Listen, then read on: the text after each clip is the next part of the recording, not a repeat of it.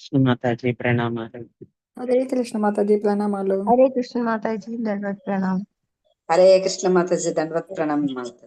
హరే కృష్ణ హరే మాతాజీ కృష్ణ ప్రణామాలు. ప్రణామాలు. ప్రణామాలు. హరే కృష్ణ అందరికి హరే కృష్ణ మాతాజీ ప్రణామాలు. హరే కృష్ణ ప్రభుజీ.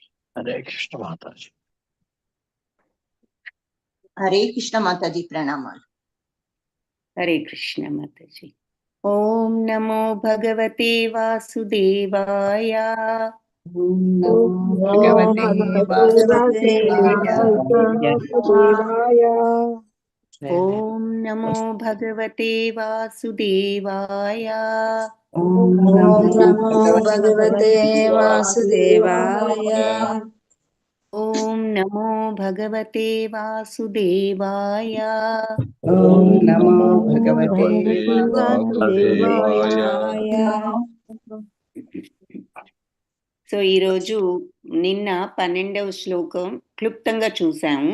సో భగవంతుడి అవతారాలు చూస్తున్నాము. సో అవతారాల్లో మనం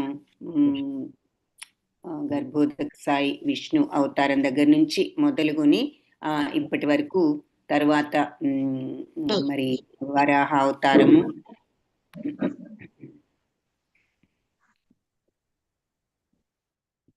ఆ తర్వాత నారద మహర్షి యొక్క అవతారము, ఆ తర్వాత మరి 4వ అవతారం నరనారాయణులది చూసాము. తర్వాత కపిల మహామునిది 5, షష్టమ అవతారం అత్రి మహర్షి అనసూయలకు జన్మించినటువంటి దత్తాత్రేయులు వారిని నిన్న చూసాము. ఇక తర్వాత క్లుప్తంగా మరి యజ్ఞ అవతారాన్ని నిన్న చూడడం జరిగింది. సో ఈ యజ్ఞుడు అనే ఆయన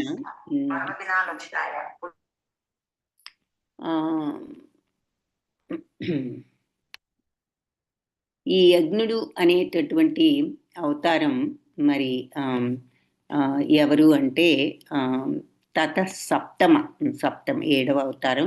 తతసప్తమ ఆకూత్యాం రుచర్యజ్ఞో అభ్యజాయత సయామాద్యై సురగణైర్ అపాత్స్వాయంభువాంతరం.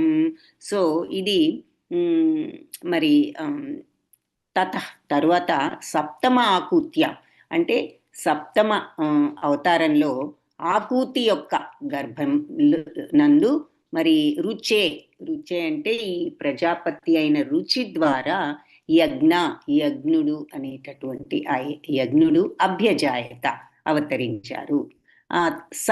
అతను యామాద్యై అంటే యమ ఆది అయినటువంటి అని. సో యముడు మొదలైన వారు సురగణై అంటే సురులు అంటే దేవతలు. సో దేవగణాలు అంటే దేవతలతో కూడి పాలించాడట. స్వయంభువ అంతరం అంటే అదొక మన్వంతరం అన్నమాట. స్వయంభువం అనేది ఒక మన్వంతరం అంటే అప్పుడు స్వయంభూ మనువుగా ఉన్న కాలం అన్నమాట. సో ఆ అందుకని దాన్ని స్వయంభువ మన్వంతరం అని చెప్పి అనడం జరిగింది. సో ఆ మన్వంతరంలో ఏం జరిగింది అంటే ఇక్కడ మనకు ఉదాహరణగా, అందుకని ప్రస్తుతం ఉన్న మన్వంతరం ఏమిటి అంటే మరి వైవస్వత మన్వంతరం మనది.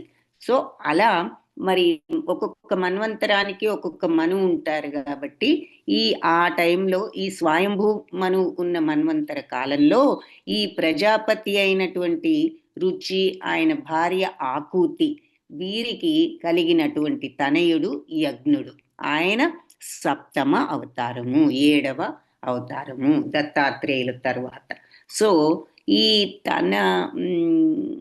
ఈ అవతారం మరి లో ఉండి తనయుడైన అంటే భగవంతుడే ఈ యజ్ఞుడుగా మరి రుచి ఎవరంటే ప్రజాపతి. ఈ రుచికి ఆ తర్వాత ఆయన భార్య ఆకూతికి జన్మించడం జరిగింది. ఆ రకంగా ఆయన అవతరించారు. అయితే తన తనయుడైన యముడు వంటి దేవతలతో సహకరింపబడ్డవాడై ఆయన ఈ స్వయంభూ మన్వంతర కాలంలో పాలించాడు అని చెప్పి ఇక్కడ మిగిలిన దేవతలతో కలిసి ఆయన పాలించడం జరిగింది అని చెప్పారు. సో భాష్యంలో మనకి ఏం చెప్తున్నారు అంటే ఈ భౌతిక జగత్తు నియమాలన్నీ కూడా మరి చక్కగా నిర్వహించడానికి దేవతలు మరి కార్యనిర్వాహక పదవులన్నీ నిర్వర్తిస్తూ ఉంటారు కదా. సో భగవంతుడు ఈ దేవతల ద్వారా ఈ భౌతిక జగత్తు పనులు కొన్ని ఒక్కొక్క దేవతను ఒక్కొక్క విషయానికి నియమించడం జరిగింది. అలాగే ఇప్పుడు వాయుదేవుడు, భూమాత, మరి ఈ రకంగా వరుణదేవుడు, ఎన్నో పంచభూతాలు, ఇవన్నీ ఈ భూమి, అఫ్కోర్స్ అగ్నిదేవుడు, ఇవన్నీ పంచభూతాలు. అలాగే మరి ప్రతి దానికి ఈ భౌతిక జగత్తు యొక్క పాలన కోసం దేవతలను ఈ రకంగా నియమించడం జరిగింది. సో ఈ దేవతలు ఈ నియమాలన్నీ చక్కగా నిర్వహించడానికి వాళ్ళు కార్యనిర్వాహక పదవులు ఇవన్నీ కూడా మరి పుణ్యజీవులకే ఇస్తూ ఉంటారు అని చెప్పి. సో దేవతలు ఇన్ఛార్జ్గా ఉన్నారు కాబట్టి వాళ్ళు మళ్ళీ కొందరు పుణ్యజీవులకు ఈ పదవులు ఇంకా కొన్ని వాళ్ళ క్రింద చేయవలసిన పనులను వాళ్ళకి ఒసగుతూ ఉంటారు అని చెప్పి చెప్తున్నారు. కాకపోతే ఏమిటంటే అలాంటి పవిత్రాత్ములైన జీవులు తక్కువైనప్పుడు ఏమవుతుంది, విష్ణు భగవానుడే స్వయంగా బ్రహ్మ, ప్రజాపతి, ఇంద్రుడు వీళ్ళందరి రూపాలతో అవతరించడం జరుగుతుందట. ఇలాంటి పవిత్రాత్ములు మరి ఆ బాధ్యతలు నిర్వర్తించడానికి కూడా పుణ్యాత్ములు ఉండాలి, పవిత్రాత్ములు ఉండాలి. సో అలాంటి పవిత్రాత్ములు కొరవైనప్పుడు భగవంతుడే స్వయంగా ఇలాంటి ముఖ్యమైనటువంటి బాధ్యతలు నిర్వహించేటటువంటి బాధ్యతను ఆయనే వహిస్తారు అని చెప్పి చెప్తున్నారు. అంటే బ్రహ్మగా, ప్రజాపతిగా, ఇంద్రాది రూపాలతో ఆయన అవతరిస్తారు. అందుకే ఈ స్వయంభూ మను కాలంలో, అంటే ప్రస్తుతం మనం చెప్పుకున్నాం కదా మనది వైవస్వత మన్వంతరం, ఆ టైం అలాంటి మన్వంతరం స్వయంభూడు అనే మనువు ఉన్న టైంలో ఈ స్వర్గాధిపతి అయిన ఇంద్రుడు పదవిని స్వీకరించడానికి ఆ టైంలో అర్హుడైన వాళ్ళు ఎవరు లభించలేదట. అందుకని విష్ణువే స్వయంగా ఇంద్రుడిగా అవతరించడం జరిగింది.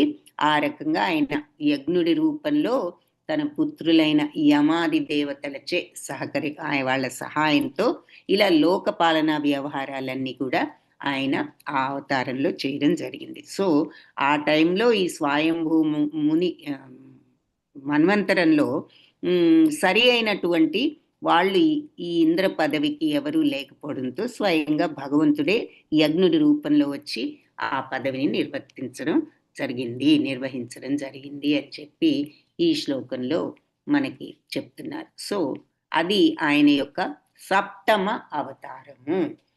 నెక్స్ట్ దాంట్లో మరి అష్టమే మేరు దేవ్యాం తు నాభేర్జాత ఉరుక్రమః దర్శయన్ వత్మధీరాణం సర్వాశ్రమ నమస్కృతం. సో అష్టమే 8వ అవతారంలో మేరుదేవ్య అంటే మేరుదేవికి ఆవిడ యొక్క గర్భంలో నాభి, మహారాజు నాభి, మేరుదేవి యొక్క భర్త పేరు నాభి, వాళ్ళ జాత అవతరించారు. ఉరుక్రమ అంటే సర్వశక్తి సంపన్నుడైన విష్ణుదేవుడు, ఆయనను ఉరుక్రమ అని చెప్పి ఇక్కడ వర్ణిస్తున్నారు. దర్శయన్ వర్త్మధీరాణం. సో ఇలా చూపించడం ద్వారా మార్గం చూపించడం ద్వారా ధీరులకు సర్వాశ్రమ నమస్కృతం, అన్ని ఆశ్రమాల వారి చేత గౌరవింపబడే ధీరులు అన్నమాట. అటువంటి వాళ్ళు అనుసరించదగ్గ పూర్ణ మార్గాన్ని ఈ అవతారంలో చూపడం జరిగింది. కాబట్టి మహారాజు నాభి మేరుదేవి యొక్క సంతానమైన ఋషభదేవుడు 8వ అవతారం. ఆయన ఎలాంటి వాడు అంటే ఈ ఋషభదేవుడు ఎంతో ఇంద్రియ నిగ్రహం ఉన్నవాడు కాబట్టి సర్వాశ్రముల, అంటే ఈ మాట ప్రత్యేకించి మనం శ్లోకంలో చూడకపోయినా ఆయన లక్షణం అది. ఏది ఈ ఋషభదేవుడు ఇంద్రియ నిగ్రహం ఉన్నవాడని ఎందుకంటున్నాము, ఆయన మరి పూర్ణత్వ మార్గాన్ని తెలిసిన వాడు. అన్ని ఆశ్రమాలు వాళ్ళు, అంటే అన్ని ఆల్ వాక్స్ ఆఫ్ లైఫ్ అనే మాట మనకి ఇంగ్లీష్లో వాడుతూ ఉంటారు. అంటే అన్ని సర్వాశ్రమాల వారి చేత గౌరవింపబడే ధీరులు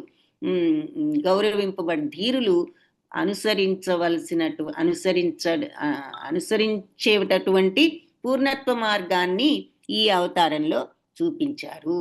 సో ఆయన ఎటువంటి పూర్ణత్వ మార్గాన్ని చూపించాడు? అన్ని ఆశ్రమాల వారి చేత గౌరవింపబడే ధీరులు ఉంటారే, వాళ్ళు అనుసరించేటటువంటి పూర్ణత్వ మార్గం. అంటే అంత ఎలాంటి వారైనా ఎవరిని గౌరవిస్తారు? పూర్ణత్వ మార్గంలో ఉన్న ఆ మహానుభావుల్ని గౌరవిస్తారు. సో అటువంటి మహానుభావులు అనుసరించే మార్గాన్ని ఆయన ఈ అవతారంలో చూపించారు, ఈ ఋషభదేవుడు అవతారంలో అని చెప్పి ఇక్కడ మనకి ఈ శ్లోకంలో చెప్తున్నారు. సో ఇది 8వ అవతారము. మేరుదేవి నాభి మహారాజుకి పుట్టినటువంటి సంతానంగా అవతరించారు భగవంతుడు. ఆ విష్ణుమూర్తిని ఏమన్నారు? ఉరుక్రముడు. అంటే ఆ విష్ణువు ఈ రకంగా వీరిద్దరికీ అవతరించి అందరికీ కూడా సర్వాశ్రమాల వాళ్ళు గౌరవించేటటువంటి ధీరులు ఉంటారే, వాళ్ళు అనుసరించేటటువంటి పూర్ణత్వ మార్గాన్ని ఈ అవతారంలో ఆయన చూపించారు. సో సమాజంలో సహజంగా 4 వర్ణాలు, 4 ఆశ్రమాలు, 8 రకాలుగా విభజింపబడ్డాయి కదా. బ్రాహ్మణులు, క్షత్రియులు, వైశ్యులు, శూద్రులు, ఇవేమో 4 వర్ణాలు. అయితే ఆధ్యాత్మిక అనుభవం మన మార్గంలో మనం పురోగతి చెందాలి అంటే బ్రహ్మచర్యం, గృహస్థు ఆశ్రమం, తర్వాత వానప్రస్థం, సన్యాసం అనే 4 కూడా ఉన్నాయి అని చెప్పి మనం చూస్తాం. సో 4 వర్ణాలు ఉంటే 4 ఆశ్రమాలు ఉన్నాయి. సో ఈ వర్ణాశ్రమాలు అన్నీ కూడా సన్యాసం, అన్నిట్లోకి సన్యాసం అత్యంత ఉత్తమం అని చెప్పి మనం భావిస్తాం. సో అటువంటి ఆశ్రమంలో ఉన్న సన్యాసి మరి మిగిలిన వర్ణాశ్రమాలు వాళ్ళందరికీ కూడా అతను గురువు లాంటి వాడు అనమాట. సో అన్ని ఆశ్రమాలు వాళ్ళు ఎవరిని గౌరవిస్తారు అంటే ఇటువంటి సన్యాసిని గౌరవిస్తారు. సో ఇటువంటి సన్యాసంలో కూడా పూర్ణత్వ ప్రాప్తి కోసం 4 రకాలు. మరి మామూలుగా ఎంతో మంది సన్యాసులు ఉండవచ్చు, వాళ్ళంతా మంచి మార్గంలోనే ఉండవచ్చు, కానీ పూర్ణత్వాన్ని అనుసరించే ధీరులు అన్నారు కదా. సో అందుకని ఈ విషయాన్ని ఇంత వివరంగా చెప్తున్నారు. వర్ణాలు 4, మరి ఆశ్రమాలు 4. వీళ్ళల్లో కూడా మరి సన్యాసంలో ఉన్న వాళ్ళు అన్ని ఆశ్రమాల్లోకి ఉత్తములు. అయితే ఈ సన్యాసాశ్రమంలో కూడా పూర్ణత్వం కోసం 4 రకాల స్థితులు ఉన్నాయి. ఏమిటి అంటే కుటీచక స్థితి, బహూదక స్థితి, పరివ్రాజకాచార్యుల స్థితి, పరమహంస స్థితి. సో ఈ 4 కూడా పరమహంస అత్యంత పూర్ణత్వాన్ని సాధించిన స్థితి అని చెప్పి భాష్యంలో చెప్తున్నారు. మీలో కూడా మీరు వినే ఉంటారు.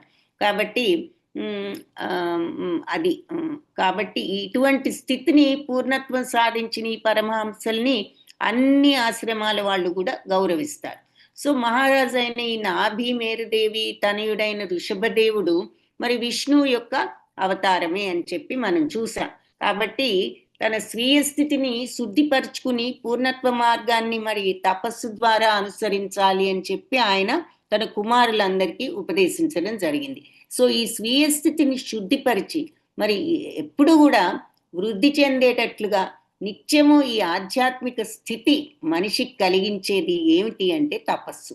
కాబట్టి ప్రతి జీవి కూడా ఆనందం కోసం వెతుక్కునేటప్పుడు అలా నిత్యమైనది, అనంతమైనది అయిన ఆనందం ఎక్కడ లభిస్తుందో ఎవరికీ అర్థం కావడం లేదు. కాబట్టి మూర్ఖులందరూ కూడా నిత్యానందానికి బదులు ఈ భౌతిక ఆనందాన్ని, భౌతిక సుఖాలను వాంఛిస్తున్నారు. ఆనందం కావాలని ప్రతి ఒక్కళ్ళకి ఉంటుంది. మన యొక్క సహజ స్థితి ఏమిటి అంటే సచ్చిదానందమే. కాబట్టి మనందరికీ ఆనందం మీద ఉంటుంది.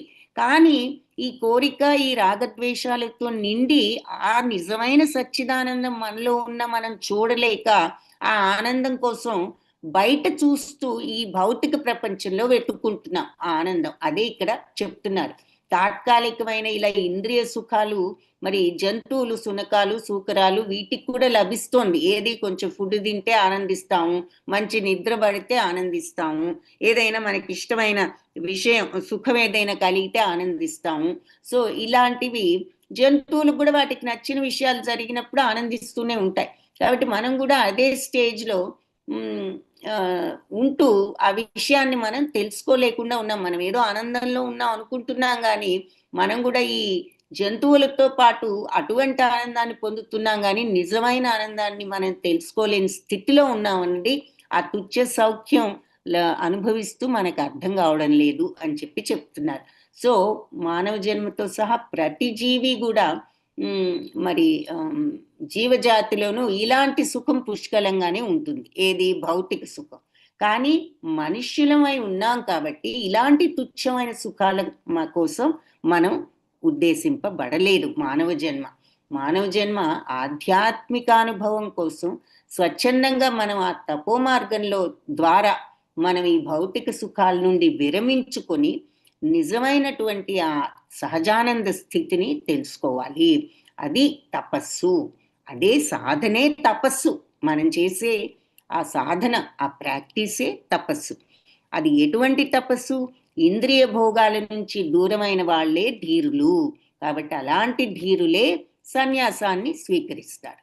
క్రమంగా సర్వులు పూజించే పరమహంస స్థితికి చేరుకోగలుగుతారు. కాబట్టి మహారాజైన రిషభదేవుడు ఇటువంటి సిద్ధాంతాన్ని ప్రచారం చేసి అంత్యకాలంలో తన దేహ అవసరాలన్నిటి నుండి కూడా సంపూర్ణంగా ఆయన దూరుడయ్యాడు. అంటే అన్ని కూడా త్యజించి ఆయన చివరిలో ఇలాంటి పూర్ణ సన్యాసత్వంలోకి రాగలిగారు. అటువంటి అరుదైన స్థితి మూర్ఖులకు ఎప్పుడు కూడా వాళ్ళు అనుసరించాలన్నా కూడా వాళ్ళకు వీలవదు, అనుసరించకూడదు. ఎందుకు అంటే ఇటువంటి పరమ ఉన్నతమైన స్థితి అందరికీ పూజ్యనీయమైనటువంటి స్థితి అని చెప్పి రిషభదేవుడి యొక్క స్థితిని గురించి చెప్తూ ఆయన ఈ రకమైనటువంటి బోధను తనకు కలిగిన సంతానానికి కూడా ఆయన బోధించడం జరిగింది. ఇది మరి 13వ శ్లోకం. హరే కృష్ణ. అందరికీ వాంఛాకల్పతరుభ్యశ్చ కృపా సింధుభ్య ఏవ చ పతితానాం పావనేభ్యో వైష్ణవేభ్యో నమో నమః. హరే కృష్ణ. అందరికీ ప్రణామాలు. కృష్ణ మాతాజీ ధన్యవాదాలు. ధన్యవాదాలు. హరే కృష్ణ. హరే కృష్ణ. ధన్యవాదాలు. ధన్యవాదాలు. మాతాజీ ధన్యవాదాలు.